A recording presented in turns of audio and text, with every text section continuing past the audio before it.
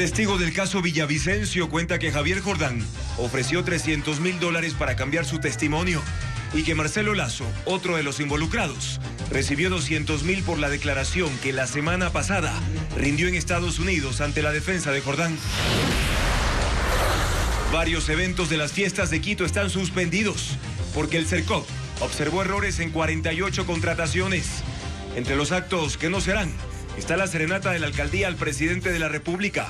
Pavel Muñoz cuestiona al mandatario. El gobierno ensaya un giro político, dando prioridad al diálogo con diversos sectores, entre ellos alcaldes, prefectos y representantes de la academia. Así arranca la gestión de Natalie Morillo en el Ministerio de Gobierno. Se mantienen los operativos entre el ejército de Ecuador y Colombia en la frontera norte. Hoy se confirmó la muerte de un segundo miembro del grupo armado Comuneros del Sur por el enfrentamiento en Nariño. Más de 700 personas mueren al año en accidentes de motos en Ecuador. Entre las principales causas está conducir sin el casco de protección adecuado debido a los altos costos. El gobierno ha destruido más de 360 retroexcavadoras y más de 1.000 bocaminas de minería ilegal en 2025, según las Fuerzas Armadas. Las mafias de minería ilegal han perdido más de $2.000 millones. Estados Unidos designa al Cartel de los Soles de Venezuela como organización terrorista y a Nicolás Maduro como su cabecilla. El régimen de Caracas rechaza las decisiones de la Casa Blanca. La selección ecuatoriana de fútbol femenino inició su preparación para enfrentar a Venezuela por la Liga de Naciones. La Navidad empezó a encenderse en el mundo. En Europa, Estados Unidos y Latinoamérica, las principales ciudades exhiben iluminación y decoraciones especiales. ¿Qué tal, amigos? Muy buenas noches. Lunes 24 de noviembre. Comenzamos ya una nueva semana de noticias, de información, aquí en Televistazo Estelar. Hoy rindió testimonio el ex agente de policía Ronald Herrera en el caso de Fernando Villavicencio. Según el testigo, Javier Jordán intentó comprar su testimonio por $300.000 y pagó $200.000 a Marcelo Lazo por una declaración privada que rindió en los Estados Unidos. El exagente de policía Ronald Herrera rindió testimonio en el caso Magnicidio FB sobre la autoría intelectual del asesinato de Fernando Villavicencio. Contó que intentaron comprarlo. El señor Javier Jordán ha tratado de influenciarme por medio del señor Marcelo Lazo, de que yo cambie mi testimonio, ofreciéndome $300.000. El señor Marcelo Lazo se ha comunicado conmigo por WhatsApp, tratando de convencerme que es mejor aceptar el dinero de Jordán y Serrano. Marcelo Lazo es testigo de la Fiscalía. En Ecuador involucró a Jordán, Serrano y Ronnie Aleaga en el crimen de Villavicencio, pero se retractó en una reciente declaración privada que rindió ante el abogado de Javier Jordán en Estados Unidos. Herrera dijo que Lazo lo hizo a cambio de dinero. Le habían dado $200.000 en Bolivia, que con eso él podía vivir tranquilo, pero que igual le iban a llevar a Estados Unidos a vivir allá y que Serrano y Jordán le iban a dar casa y trabajo en un bar de Miami. Según Herrera, lo mismo le ofreció a Jordán en una llamada por Instagram que duró 3 minutos. Debía decir que la Fiscalía manipuló el caso. El teléfono celular de Herrera, con el registro de los mensajes y las llamadas, está en poder de la Fiscalía y será periciado. Creo que se evidencia una vez más quiénes son los mafiosos, quiénes son los delincuentes y quiénes son los que arman los falsos positivos. Ronald Herrera también involucró a Verónica Zarauz, viuda de Fernando Villavicencio. Relató una conversación en la cárcel con Carlos Angulo, alias Invisible, sentenciado como autor material del crimen del candidato presidencial. Carlos Angulo me manifestó que ciertas personas estaban tratando de comprar su silencio. Me mencionó a la señora Verónica Zarauz, que por medio de la abogada de ella le habían ofrecido $30.000. Señor, tiene que probar lo que dice, qué abogado mío fue, cuándo fue. Ellos tienen que quedarse aquí cumpliendo sentencia y respondiendo por las injurias que siguen cometiendo. Zarauz espera tener el testimonio en sus manos para demandar a Ronald Herrera. Por su parte, en redes sociales, Jordán insinuó que la Fiscalía pagó por el testimonio de Herrera, mientras que el abogado de Serrano, contactado por Televistazo, no ha respondido al requerimiento de entrevista. Y las hijas de Fernando Villavicencio y el expresidente Guillermo Lazo reaccionaron a publicaciones de 2 procesados quienes difundieron un supuesto cambio de declaración de un testigo en este caso. Las reacciones en el siguiente informe. En una carta pública, las hijas de Fernando Villavicencio, Amanda y Tamia, pidieron al presidente Daniel Noboa su atención y voluntad política para resolver el caso de los posibles autores intelectuales del asesinato de su padre. En la investigación se apunta a José Serrano, Ronnie Aliaga, Javier Jordán y Daniel Salcedo. Nuestro padre fue asesinado el 9 de agosto de 2023 por las mismas mafias que él denunció durante años. Mientras ese crimen siga impune, Ecuador no podrá sanar. Esa herida sigue abierta. Es su reacción frente a las fotos y videos publicados por los procesados Jordán y Serrano. En esas imágenes aparece el ex compañero de celda del narcotraficante Leandro Norero, Marcelo Lazo, que en el audio cambió su discurso y acusa de financiar el crimen a Guillermo Lazo y su cuñado Danilo Carrera. Dice que fue para evitar que se publique la investigación del Gran Padrino. Antes, Lazo en su testimonio, rendido desde Bolivia, acusó a Rafael Correa y los 4 procesados de haber pagado por el asesinato. El expresidente Lazo, en redes sociales, desmintió las acusaciones que, según él, buscan desviar la atención.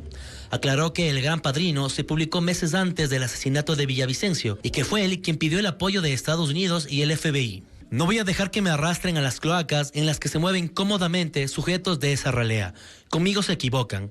Los procesados han posicionado en redes sociales que Marcelo Lazo dio un nuevo testimonio ante la justicia de Estados Unidos, pero en realidad se trata de una versión privada rendida ante la defensa de Jordán. La instrucción fiscal terminará la primera semana de diciembre, a menos que la Fiscalía vincule a otros sospechosos.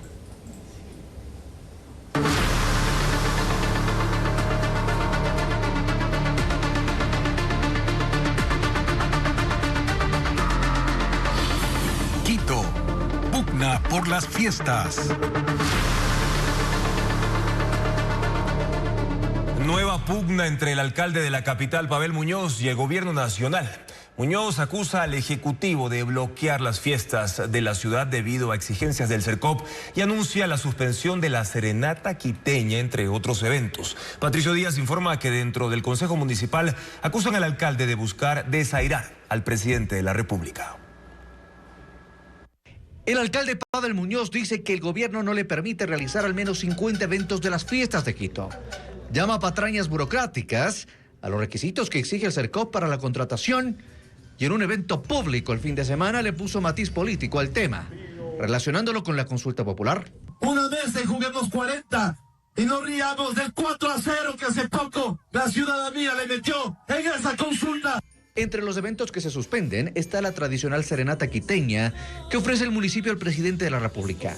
El año pasado el alcalde anunció también una posible suspensión, pero luego de que el gobierno preparara su propia serenata, acordaron una conjunta. Michael Aulestia cuestiona esta nueva suspensión y responsabiliza al alcalde de influir políticamente en algo que es para la ciudad, en donde ha mezclado por completo su papel de representante de la ciudad con las últimas elecciones de la consulta popular, se evidencia de que hay un desaire que se le quiere hacer al gobierno. El alcalde acusó al Cercop de imponer trabas dirigidas, no solo a su alcaldía, sino también a Guayaquil y Cuenca, por ejemplo. Que es una posición oficial en contra de las municipalidades, o quiero entender en contra de las municipalidades que no siguen la línea de gobierno y de hecho tenemos otra línea. Desde el Ejecutivo, el único que se ha pronunciado mediante su cuenta de Twitter es el director del Cercop, José Julio Neira. Dice, hay que cumplir con la ley en los procesos de contratación pública, se acabaron los hornados de $15.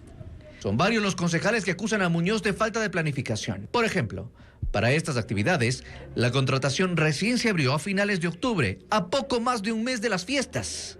Recuerdan además que hay una ejecución presupuestaria de menos del 50%. Evidentemente nos genera dudas sobre los procesos y los funcionarios que están llevando adelante los procesos de contratación pública y evidentemente la ciudadanía le genera suspicacias. Y recuerda fallas en las contrataciones del verano de las artes y el mantenimiento del metro, donde también se responsabilizó al Cercop y fueron errores propios. 48 procesos vinculados a las festividades de Quito, de hecho, fueron observados y suspendidos por el Servicio Nacional de Contratación Pública, el Cercop. Algunos han sido cuestionados por los costos y otros por aspectos administrativos, como lo explica a continuación Carla Legado. Las fiestas de Quito comenzaron antes de que se enciendan las luces, con contratos suspendidos, procesos observados y una agenda cultural golpeada por gestiones administrativas señaladas por el Servicio Nacional de Contratación Pública, que confirmó la suspensión de 48 procesos relacionados con las festividades. Según la entidad, los trámites del municipio de Quito fueron publicados en el portal de compras públicas entre el 25 de octubre y el 14 de noviembre, lo que dice evidencia una falta de planificación. Entre los casos está el proceso para la serenata quiteña al presidente de la República, por algo más de $1 millón. Una de las observaciones señala que el estudio de mercado no explica los criterios para seleccionar el precio más bajo, requisito indispensable para justificar la figura de licitación.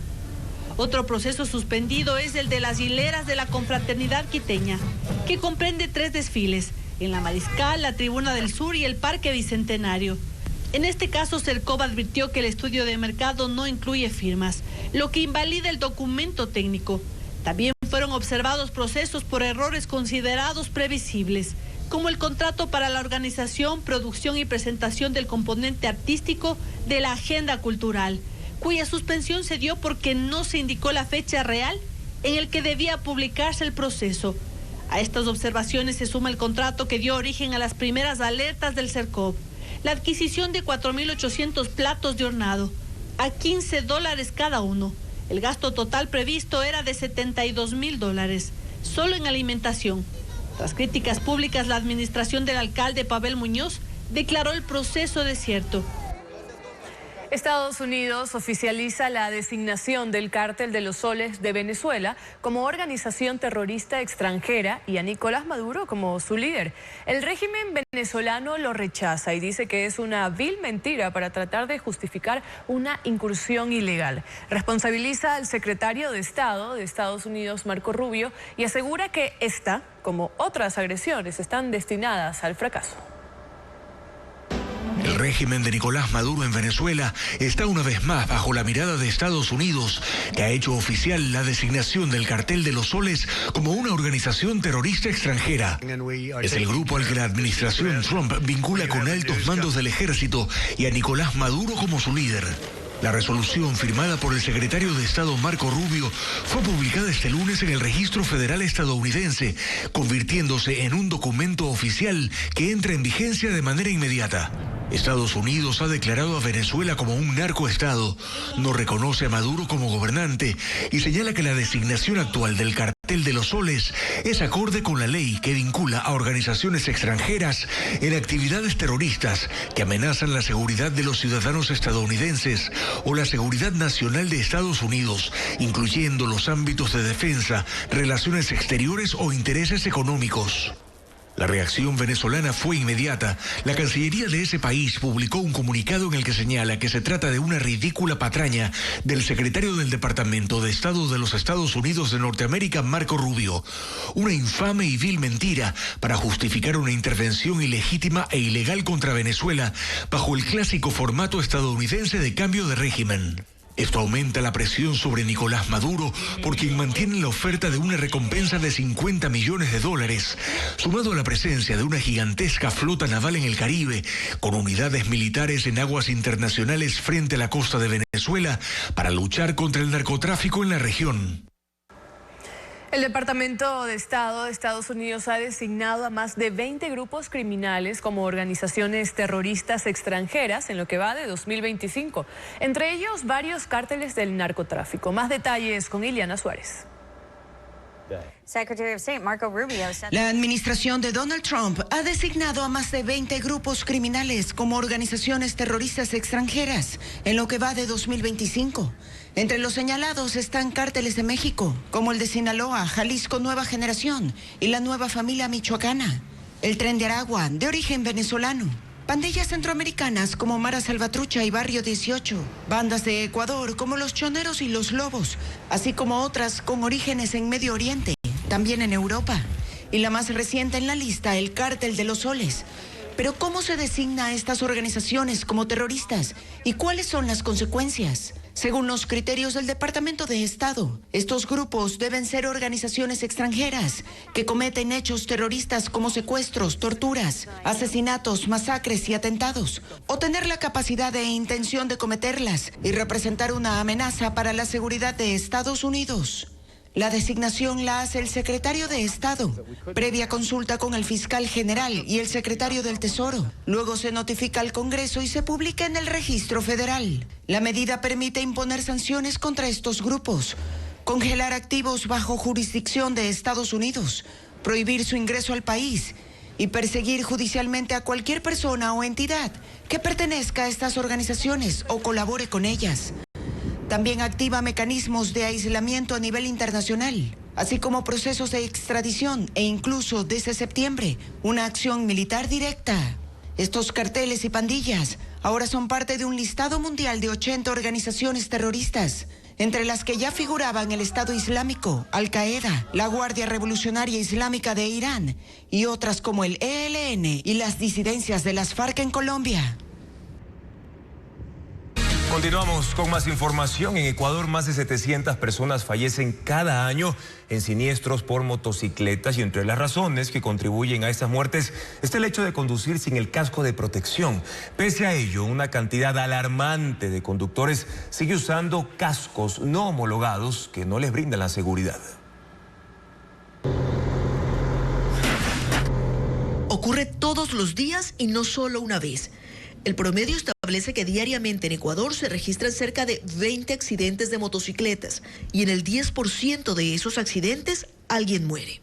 ¿Por qué? Hay varias causas, pero esta, conducir sin el casco de protección, el adecuado, no cualquier casco, es una de las primeras. El principal elemento de seguridad, la diferencia entre la vida y la muerte es el uso del casco. Paola Carvajal maneja una fundación que se dedica a desarrollar proyectos en favor de la seguridad vial. Este que ven consistió en invitar a motociclistas a golpear su casco y ver si resistía o no. Y han podido ver cómo literalmente se han roto, no han aguantado ni siquiera el 10% de la fuerza que se generaría en un impacto, en un choque, digamos, donde está involucrada una motocicleta. Quienes rompieron sus cascos recibieron uno de reemplazo, pero esta vez sí de los homologados.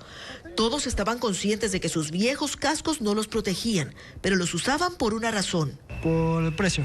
Un casco genérico se consigue hasta por $35 y uno homologado, hecho del material adecuado y con todas las protecciones, cuesta más de 100. Pero luego de que los motociclistas vieron esto, quedaron convencidos de que no hay manera de regatear con su propia vida. El mío que traje se convirtió en más de 10 pedazos de plástico. El casco más bien te va a romper más. Si te diste un golpe leve que no sea de muerte, el casco se convierte en cuchillas que te va a romper el ojo, la oreja, el rostro. Te vas a convertir la cabeza en una papilla realmente. Circular con un casco no homologado no solo es un riesgo, también es una contravención, sancionada con multa del 20% de un salario básico, es decir, con $94. El Consejo Nacional de Trabajo y Salarios se reunió por primera vez para definir el sueldo básico de 2026. Este lunes se presentaron las cifras que servirán de base para determinar el monto. El Frente Unitario de Trabajadores aspira a que el incremento alcance los $575. Más detalles de estas cifras con Adriana Bermeo. Este lunes se desarrolló la primera reunión del Consejo Nacional de Trabajo y Salarios en la que se presentaron los informes del Banco Central, INEC y el Ministerio de Finanzas que servirán de insumo para definir el incremento del salario básico unificado. El crecimiento económico proyectado para el 2026 es de 1.8% y la inflación de 3.2%. El nuevo ministro del Trabajo, Harold Burbano, no dio montos. Tampoco ratificó el posible aumento de $16 anunciado por la exministra Ivonne Núñez. Hay una evolución bastante adecuada de la economía, hay un crecimiento que fue mayor al previsible y por eso esperamos que las propuestas de lado y lado puedan venir en ese sentido. Los representantes de los trabajadores ante el Consejo de Salarios y otros gremios sindicalistas sí presentaron sus expectativas. No menos de $16. Hay una base directamente que ya se queda fijada, que menos de eso no puede darse. La propuesta inicial que nosotros mencionamos es incrementar el salario básico al costo de la canasta vital que llega a los $575. El sector de los empleadores analizará las cifras presentadas este lunes antes de plantear su propuesta. No venimos con cifras, nosotros venimos como siempre con una actitud de diálogo porque es un espacio de diálogo tripartito y esperamos que las negociaciones se den en ese punto. Si empezamos nosotros con cifras inamovibles, creo que se coarta un poco el diálogo. Está previsto que la siguiente reunión del Consejo de Salarios sea el 8 de diciembre y que hasta el 20 de ese mes ya se haya definido el monto del sueldo básico para el 2026.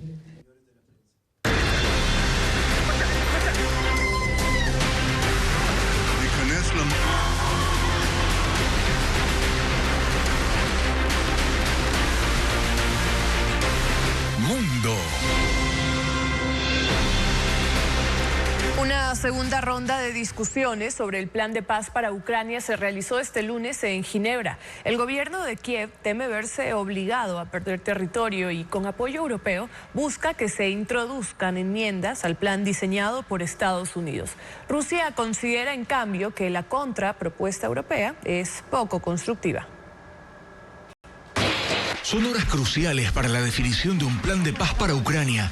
El documento original presentado por el presidente de Estados Unidos, Donald Trump, es sometido a revisión desde el fin de semana en reuniones reservadas entre delegaciones de Estados Unidos y de Ucrania en Ginebra. La propuesta de Trump cede territorio ucraniano a Rusia y obliga a Kiev a mantenerse fuera de la OTAN. Limita además el tamaño de sus fuerzas armadas y hay otros aspectos que Volodymyr Zelensky considera demasiado favorables a Rusia. Pide además que se incluyan garantías de seguridad de Occidente de que Rusia no volverá a atacar. La prioridad es una paz sólida con garantías de protección, dijo Zelensky. El jefe de la oficina del presidente de Ucrania, Andriy Yermak, sostiene encuentros con el secretario de Estado de Estados Unidos, Marco Rubio, quien a pesar de la presión para que Ucrania acepte su plan hasta el jueves, admite que hay cambios en el documento.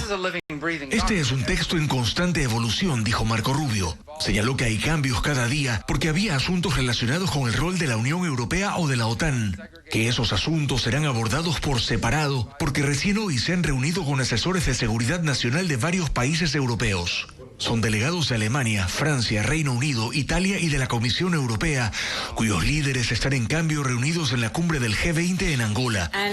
Desde ahí, la presidenta de la Comisión Europea, Ursula von der Leyen, ha dicho que se debe respetar el territorio y la soberanía de Ucrania, que solo ese país puede tomar, por ejemplo, decisiones relativas a sus fuerzas armadas. Una contrapropuesta europea para redefinir el plan de Trump tiene el objetivo de limitar las demandas territoriales rusas, lo cual, según el Kremlin, es poco constructivo. Trascendió además que de la cita de este lunes, el documento original pasó de 28 a 19 puntos, dejando los más sensibles para una revisión encargada a los presidentes Trump y Zelensky. Habrá además un encuentro de la delegación estadounidense con la parte rusa, aunque no se ha dicho cuándo. Veamos ahora cuál es la situación ya en el terreno, porque la invasión contra Ucrania llegó para agravar la crisis surgida en el año 2014, cuando Rusia ocupó y anexó la península de Crimea, mientras que la región conocida como el Donbass en el este era controlada por fuerzas prorrusas que se enfrentaban a tropas ucranianas. En 2022, hace 3 años, Moscú lanzó su ofensiva a gran escala y pasó a ocupar buena parte del territorio, por ejemplo, de Jersón, también Zaporilla, Donetsk y Lugansk. Y no solo eso, tanto en el sur como en el este, y también se extendió este control en los alrededores, incluso de Kiev, la capital. Las defensas ucranianas pudieron recuperar la franja norte y así liderar el territorio de Kharkov. Ejecutaron una sorpresiva incursión terrestre en suelo ruso para poder tomar la ciudad de Kursk y tienen el control de algunos puntos en esa región al norte de la ciudad de Sumy, y también han soportado ataques aéreos rusos. Con todo esto, Rusia ha pasado a controlar el 18% del territorio ucraniano y reclama la zona invadida como una de las condiciones para poder aceptar un plan de paz, algo que Ucrania dice que equivaldría a rendirse ante Rusia. La justicia de Brasil ratificó la prisión preventiva contra el expresidente Jair Bolsonaro, quien el sábado fue trasladado a la sede de la Policía Federal en Brasilia por alto riesgo de fuga. La Corte Suprema consideró este lunes que Bolsonaro cometió una falta grave al intentar quitarse el grillete electrónico durante su arresto domiciliario, por lo que continuará en una celda. El exmandatario, acusado a 27 años de prisión por intento de golpe de Estado, dijo que manipuló el grillete porque sufrió un episodio de paranoia y alucinación por una medicación. Activistas climáticos del grupo Rebelión contra la Extinción tiñeron de verde el agua de los canales de Venecia, así como de ríos y fuentes en 10 ciudades italianas. Los organizadores de la protesta dijeron que usaron tinte ecológico para denunciar los efectos devastadores del colapso climático y la falta de compromiso global para la eliminación de los combustibles fósiles hacia el final de la cumbre COP30 celebrada en Belém, Brasil. La manifestación se produjo también en cuerpos de agua en Turín, Bolonia, Padua y Génova, entre otras. Las autoridades colombianas rescataron a 17 menores de edad que estaban en poder de una secta judía ultraortodoxa llamada Lev Tahor. Entre las víctimas había 5 estadounidenses reportados como desaparecidos por la Interpol. El grupo religioso ha sido acusado en varios países de secuestro y de forzar a los niños a casarse y procrear para aumentar el tamaño de su comunidad. Una operación conjunta entre el ejército colombiano, funcionarios de migración y de los servicios de protección infantil logró el rescate de 17 menores de edad vinculados a una secta religiosa. Estaban con 9 adultos en un hotel de Yarumal, departamento de Antioquia. Las víctimas entre 2 y 14 años son estadounidenses, canadienses y guatemaltecos. 5 de ellos con circular amarilla de Interpol por posibles riesgos asociados a desaparición o trata de personas. Migración Colombia informó que se trata de niños y niñas que ingresaron al país en octubre, la mayoría junto a sus padres, miembros de la secta. Pero la circular de Interpol se activó en noviembre y por eso no se vio reflejada en el sistema. Según las investigaciones, el objetivo del grupo era establecerse en una finca alquilada y en un plan a largo plazo forzarían a los niños a casarse y procrear para aumentar su comunidad como lo han hecho en otros países. Ahora los menores están en custodia de los servicios de protección infantil, mientras que los adultos serán procesados por secuestro. Lev Tahor es un grupo creado en Israel en los años 80, fueron rechazados por la comunidad judía y desde entonces se han movido por países como Canadá, Estados Unidos, México y Guatemala, donde han sido acusados de rapto, trata de personas y abusos sexuales.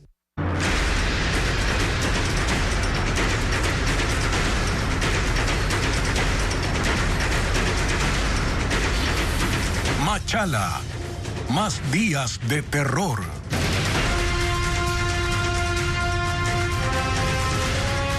Seguimos con más noticias para contarles que una balacera se desató anoche en el malecón de Puerto Bolívar, en Machala. El ataque armado causó alarma entre los asistentes de una iglesia ubicada a pocos metros. La policía confirmó que el hecho violento dejó un hombre muerto y otro herido. Las imágenes a continuación.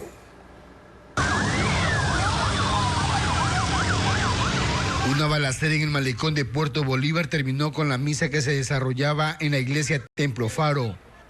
Cerca de 200 feligreses que asistieron a la inauguración del templo, entre ellos el alcalde de Machala, Darío Macas, corrieron desesperados para buscar refugio.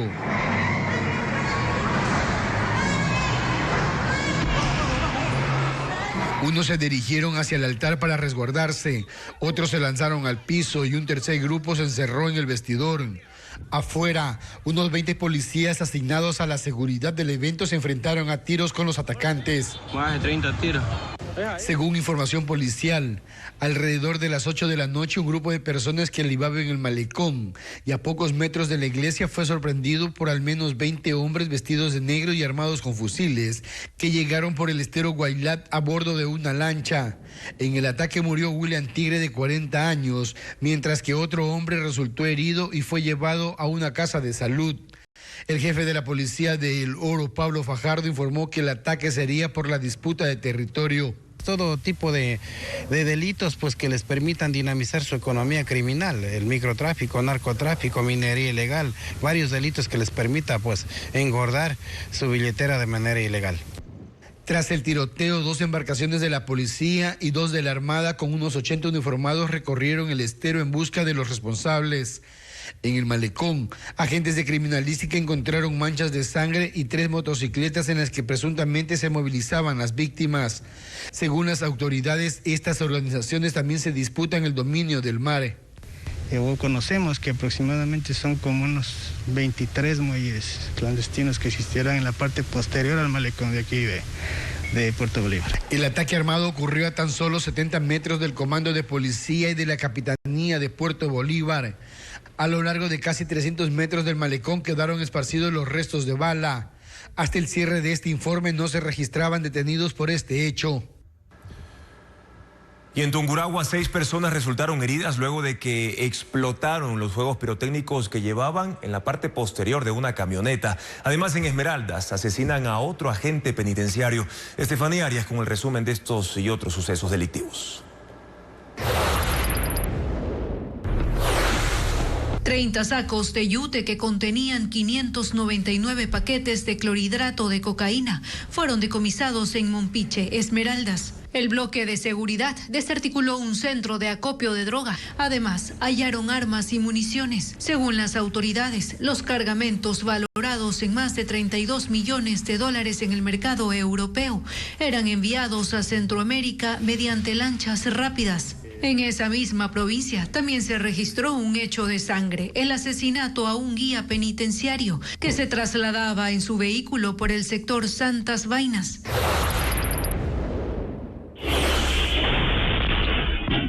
6 personas que viajaban en el balde de una camioneta resultaron heridas por una explosión. El hecho quedó grabado en una cámara de seguridad de la parroquia Salasaca, Cantón Pelileo, en Tungurahua. Según las autoridades, las personas trasladaban juegos pirotécnicos cuando estos se encendieron por causas aún desconocidas. Las víctimas fueron trasladadas a una casa de salud. Un adulto detenido y un menor de 17 años de edad fue aislado por el sicariato ocurrido en la avenida Francisco de Orellana, norte de Guayaquil. Los sospechosos que se movilizaban en una motocicleta interceptaron a un carro tipo sedán y efectuaron al menos 10 disparos contra una pareja de 55 y 65 años. Luego, huyen en contravía. 2 días después del crimen, la DINASET confirmó que la aprehensión se dio en el sur de la ciudad tras revisar las cámaras de videovigilancia del sector. Mediante esta revisión, se identificó que los hombres cambiaron de motocicleta luego de cometer el delito.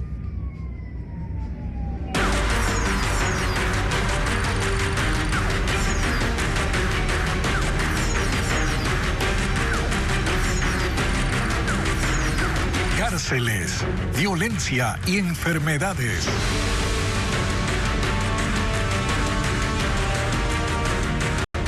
Con la militarización implementada en las cárceles del país desde enero del año 2024, el gobierno prometió restablecer el orden y la seguridad en las prisiones. Sin embargo, los enfrentamientos y crímenes ocurridos y la crisis sanitaria que se agudiza en la penitenciaría del Litoral en Guayaquil revelan un escenario contrario al prometido. Bessie Granja con la tercera entrega de este informe especial.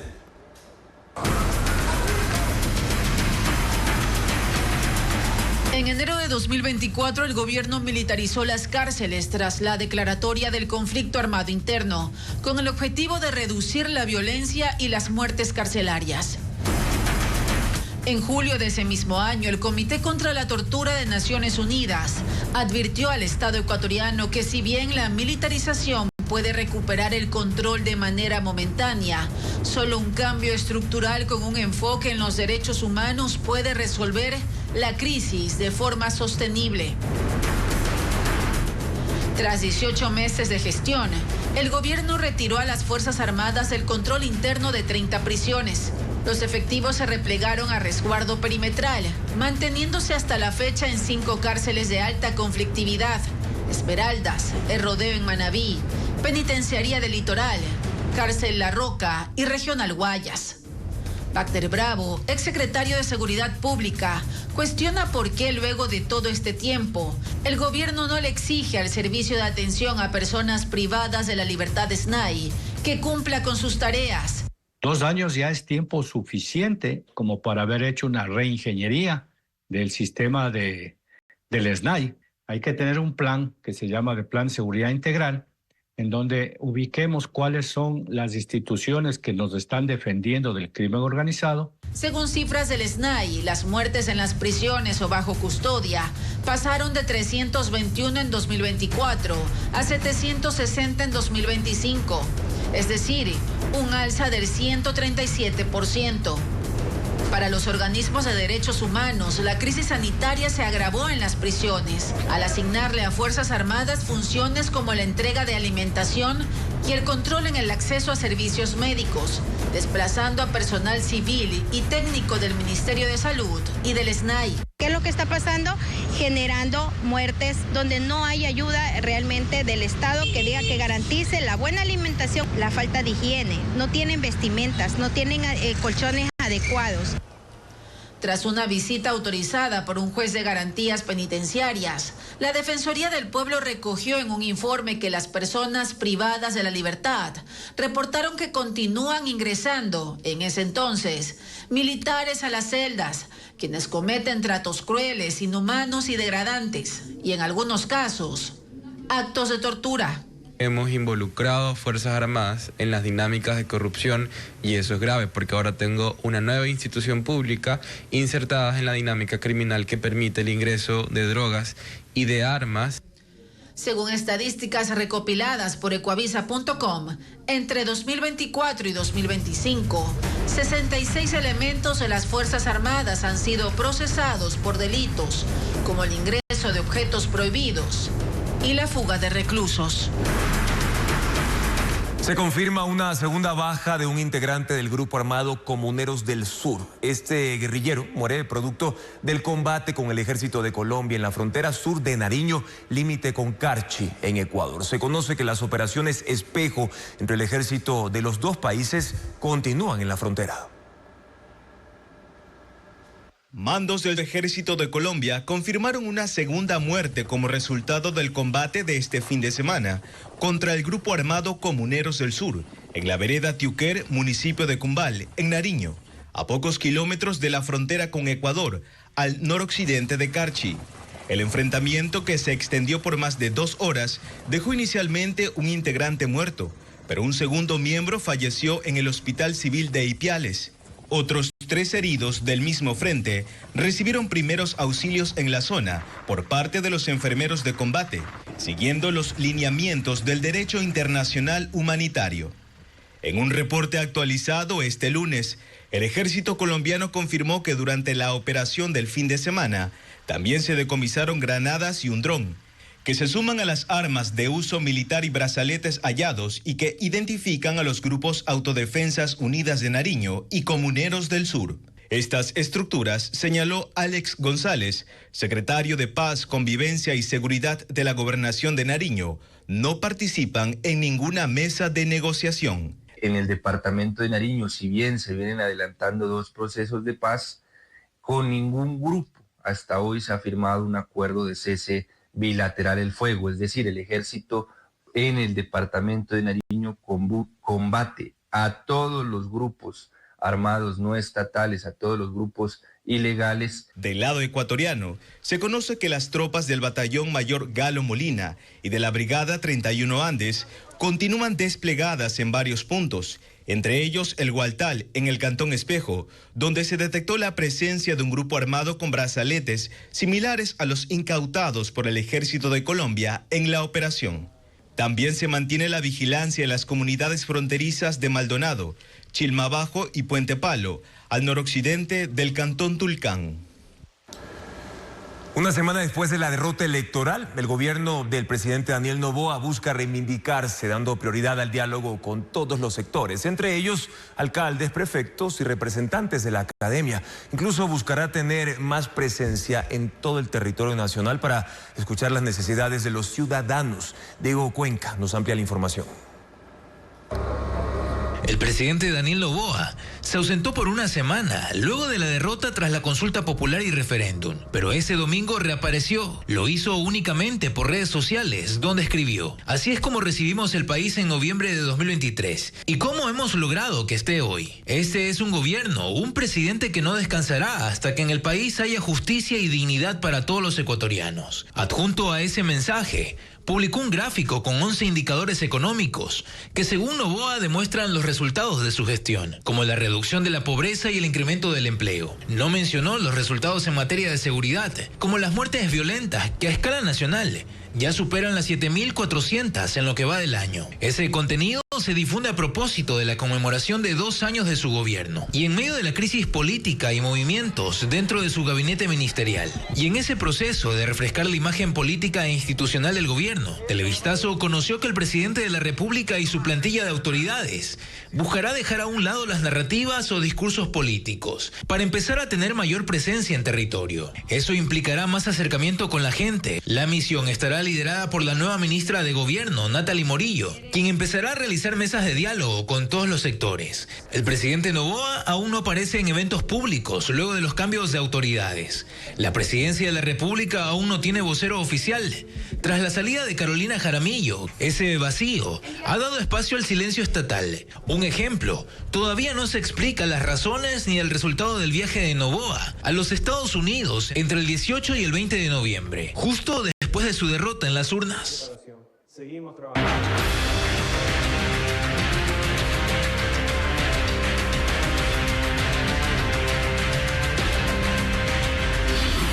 Noboa, 2 años en el poder. Durante la campaña electoral, Daniel Noboa prometió respetar la independencia de poderes. Sin embargo, en estos 24 meses ha implementado una estrategia orientada a concentrarlo. Su mayoría en la Asamblea Nacional ha obstaculizado la fiscalización de sus funcionarios. Logró tomar el control del Consejo de Participación Ciudadana, designar a Mario Godoy en la judicatura y mantener intacto al Consejo Nacional Electoral. ¿Cuál ha sido entonces su modelo de gobierno? Vamos a verlo. Desde que inició su mandato, Daniel Noboa aprendió a ejercer el poder sin compartir espacios con quienes disienten. Desde noviembre del 2023 y por los siguientes 18 meses, mandó a cerrar la vicepresidencia de la República para que Verónica Abad no ejerza el cargo por sus diferencias personales.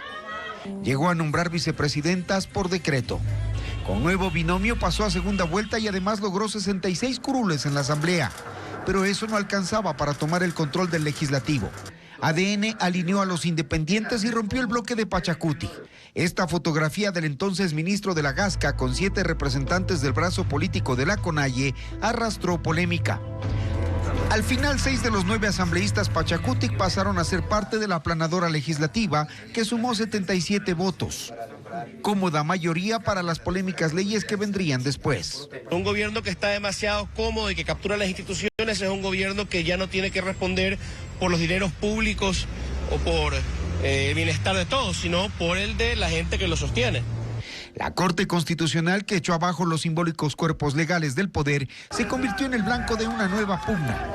Noboa se empeñó en controlarla a costa de una agresiva campaña de desprestigio. Antes, esto era lo que él pensaba. Debemos de respetar la independencia de las funciones, no un régimen totalitarismo como es el que buscan los empleados de Maduro. Y siguió con los otros estamentos de la justicia. Empezó en la Asamblea su coideario Henry Bosques, que se encargó de cambiar la terna del legislativo para poner a gente afín a ADN, como el juez Fabián Favara. Había que también apuntar al Consejo de Participación Ciudadana y ahí los operadores políticos fueron efectivos. El asambleísta Bosques es hermano de la pareja sentimental de la consejera Joana Verde Soto, quien contrató como su asesor en el Consejo a Cristian Troya, ex colaborador de Fausto Jarrín, ex miembro del correísmo, hoy hombre cercano al presidente Noboa y amigo de Mario Godoy. Ese nombre ya era cuestionado por conflicto de intereses.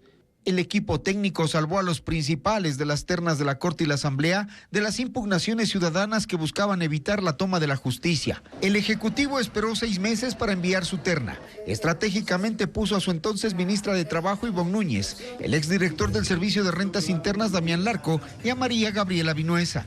Así se dio paso a la elección de Mario Godoy, Fabián Favara, Damián Larco, Magali Ruiz y Alfredo Cuadros.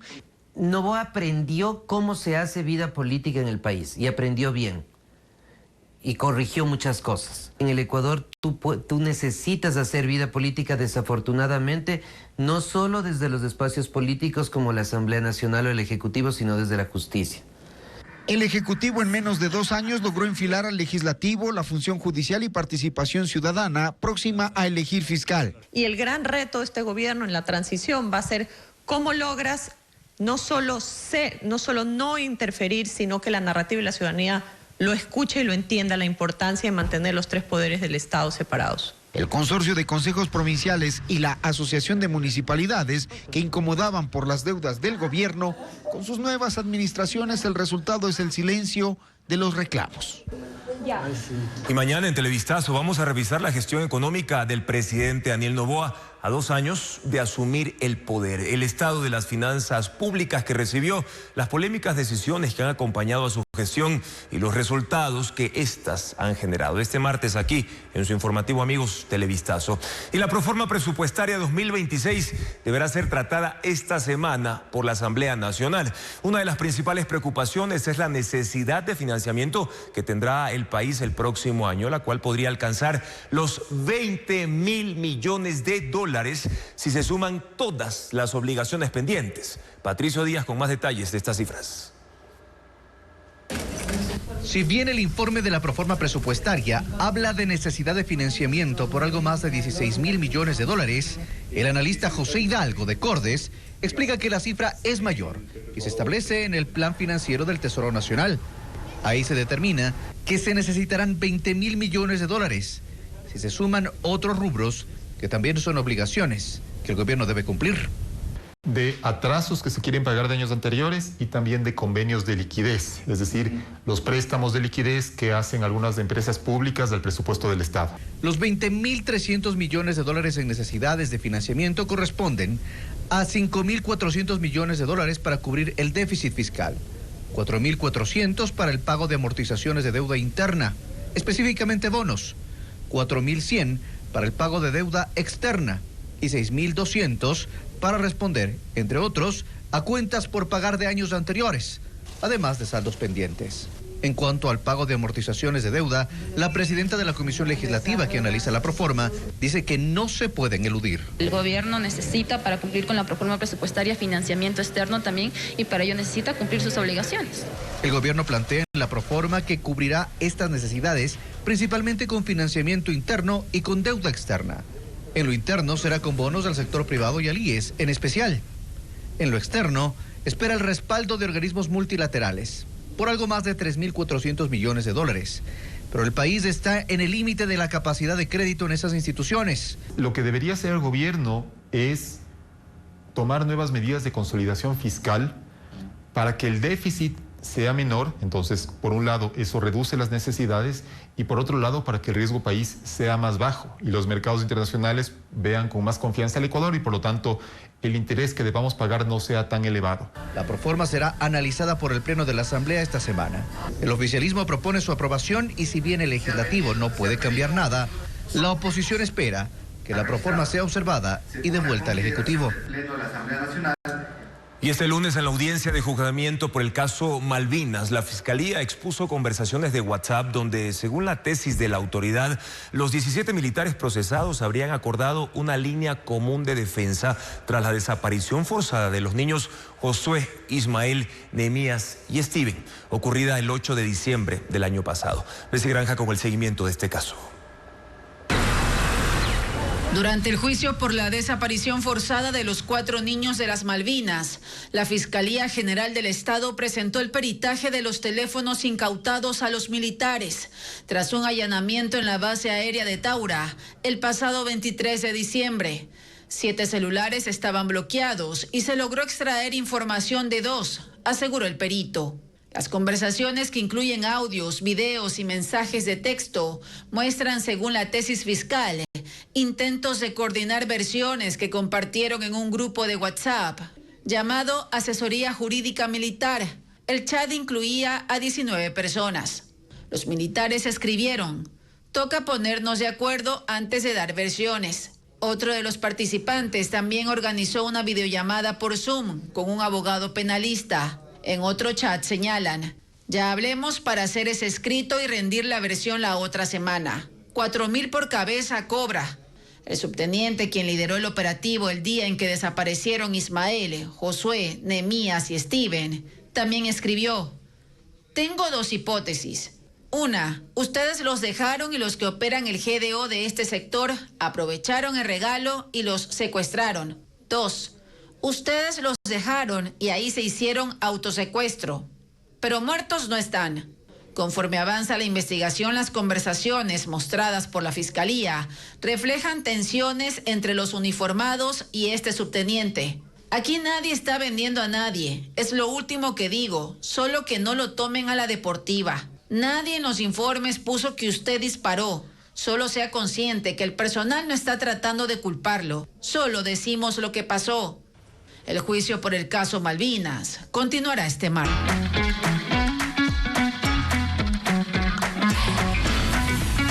Black Friday. Se adelantó el consumo. Las ofertas en Ecuador se multiplican ya a 4 días del esperado Black Friday. Ropa, electrodomésticos y artículos tecnológicos son los más cotizados. Los compradores también adquieren pasajes aéreos, como lo informa Luis Alfredo Zúñiga. Hablar de que el Black Friday es tema de un solo día es irreal. Desde inicios de noviembre el motor comercial arrancó y mientras más se acerca la fecha, que este año es el viernes 28, se hace más dinámico. Por eso ya se pueden ver las preferencias de los compradores. En los canales digitales, la tendencia la lidera la categoría de moda y belleza, según la Cámara de Comercio Electrónico. Muchas empresas pagaron el décimo un poco anticipado, pues definitivamente hubo gente que aprovechó las ofertas. Mientras en las tiendas físicas el primer lugar se lo llevan los equipos electrónicos, categoría que junto a los electrodomésticos ocupa más bien el segundo lugar en el comercio digital. Por eso se amplía la gama de ofertas y las perchas están recién abastecidas con nuevos productos como cocinas. El precio de esta, precio normal es de $1,000 y precio Black ahorita estamos en $800. Televisiones desde $150 en adelante. El tercer lugar varía según el canal de compra. En lo digital la gente está apuntando al turismo, pasajes de avión y reservas de hospedaje. Mientras en los locales físicos, en esa posición recién aparece la vestimenta. Así se evidenció, por ejemplo, en las compras de los miles que participaron del madrugón del Centro Comercial Mall del Sol en Guayaquil, que se realizó el domingo. Por eso, desde el viernes 28 al domingo 30, extenderán sus horarios hasta las 10 de la noche. Se vendió en algunas tiendas entre el 60 y el 70% más que el año pasado. Según la Cámara de Comercio Electrónico, en noviembre del año anterior, los canales digitales generaron $500 millones en consumo y esperan subir a 700 este año. Pero si se habla del comercio en general, las compras, según el SRI, alcanzaron los $1.231 millones solo en el Black Friday del 2024. Y miles de familias se preparan para aprovechar descuentos y promociones. Sin embargo, hay quienes llegan a esta fecha con niveles críticos de deuda y poco margen financiero. Los especialistas advierten que las compras impulsivas y el uso desordenado de las tarjetas de crédito pueden agravar el sobreendeudamiento. Veamos. En esta última semana de noviembre los descuentos abundan en los comercios físicos y digitales, pero los expertos advierten que esta temporada trae consigo un riesgo de sobreendeudamiento si no se compra con planificación. Según el abogado especialista en deudas, César Coronel, 3 de cada 10 ecuatorianos tienen hoy una calificación mala o pésima en el buró de crédito, debido a atrasos constantes en sus pagos. Agrega que el 62% de la población no tiene educación financiera ni cultura de ahorro, lo que aumenta el riesgo de compras impulsivas y del uso desordenado de la tarjeta de crédito en fechas de alto consumo como el Viernes Negro. Si hoy usted tiene que dedicar más del 40% de sus ingresos al pago de deudas, alerta, porque usted ya está entrando en una situación de sobreendeudamiento. En estas fechas, las promociones agresivas son una tentación. Diferidos que empiezan meses después o cuotas pequeñas pero a plazos largos. De ahí que una compra mal planificada hoy puede comprometer el presupuesto de fin de año y del próximo. Tengamos mapeadas nuestras deudas, saber a quién le debo, cuánto debo y desde cuándo debo empezar a pagar. Porque uno de los grandes problemas que se generan es que a usted le permiten comprar en diciembre y pagar desde abril. Pero resulta que como usted no pagó enero, no pagó febrero y no pagó marzo, pierde de vista esta deuda y cuando llega la primera cuota en el mes de abril, se le junta con el regreso a clases en la región costa, por ejemplo, y luego tiene dificultades para pagar. En los últimos 2 años, Ecuador registró más de 1.100.000 demandas por deudas. Una señal clara del sobreendeudamiento que enfrentan los hogares. Por eso, desde el ámbito financiero, el mensaje es claro. El Black Friday puede ser una oportunidad, pero solo si se compra con planificación y plena conciencia de la capacidad de pago. Continuamos con más información. La liquidación de la empresa Ferrocarriles del Ecuador registra un avance del 60%. Los ex trabajadores deberán seguir esperando el pago de sus compensaciones. Carla Delgado informa que son 154 ex empleados y la deuda asciende a 20 millones de dólares. A 5 años del cierre de la empresa Ferrocarriles del Ecuador, los ex trabajadores continúan a la espera de sus liquidaciones. El ferrocarril, que alguna vez recorrió 12 provincias y 985 kilómetros, hoy es apenas una sombra. Y quienes lo mantuvieron vivo siguen esperando lo que la ley les promete. Son 20.800.000 dólares lo que se les adeuda y que ni con movilizaciones ni reclamos han logrado cobrar. El actual liquidador conversó con Televistazo. Antes de él pasaron 3 durante 3 gobiernos. Asegura que el problema es profundo, pues el 95% de los bienes del ferrocarril son patrimoniales y que por ley no pueden venderse, es decir, no sirven para pagar. Y los bienes que sí se podrían vender son insuficientes para cubrir la totalidad de la deuda. No pasan de 4,5 millones. Versus lo que ellos tienen que cobrar, estamos hablando apenas un 25%. Paz asegura que encontraron las instalaciones en estado caótico, pero que avanza en la recuperación. Estaciones, talleres, locomotoras y miles de bienes inventariados. Aún así, la realidad es que el pago no depende de ellos. Una vez que nosotros terminemos la liquidación, esta liquidación va a pasar directamente al Ministerio de Infraestructura y Transporte y ellos seguirán con el trámite adecuado para la cancelación de sus haberes. El sueño de la reactivación del tren dijo que para que funcione al menos en una primera etapa se necesitarían entre 35 y 40 millones de dólares. La liquidación, según Páez, está en el 60%. El plazo actual para finalizarlo es hasta el 31 de diciembre, según la ampliación firmada por el presidente Daniel Noboa. Mientras tanto, quienes dieron vida al ferrocarril tendrán que seguir esperando el viaje que no arranca, el de sus liquidaciones. Mientras Ecuador busca nuevos motores de crecimiento, la industria audiovisual aparece como una oportunidad concreta para atraer inversión, generar empleo y activar múltiples sectores de la economía. En países como Colombia, este sector ya movió cerca de 800 millones de dólares y creó más de 130.000 empleos solo en 5 años, demostrando su capacidad de impacto. Pero ¿cómo lograr que esta industria audiovisual despegue? María Gabriela Carpio tiene la respuesta en el siguiente reportaje. En Ecuador, la industria audiovisual todavía no figura en los grandes números de la economía, pese a que podría convertirse en un sector atractivo para las inversiones. A nivel regional se ha demostrado el potencial de esta industria. Colombia alcanzó cerca de 800 millones de dólares en inversión de producciones internacionales en los últimos 5 años, generando 130.000 empleos directos. El incentivo que permitió ese despegue ya existe en Ecuador. Es el certificado de inversión audiovisual, que devuelve hasta el 37% del gasto que una producción extranjera realiza en el país. Es el porcentaje más alto de Latinoamérica, diseñado para competir con modelos como el de Colombia, que ofrece el 35%. Nosotros hemos replicado el éxito colombiano. Ellos con este certificado lograron tener 187% de crecimiento del número de horas producidas en Colombia. Contamos en Ecuador con unos mínimos más pequeños, o sea, por ejemplo, una película en el mundo entero tiene que ser una película de $1 millón. Acá pueden aplicar películas de $500,000.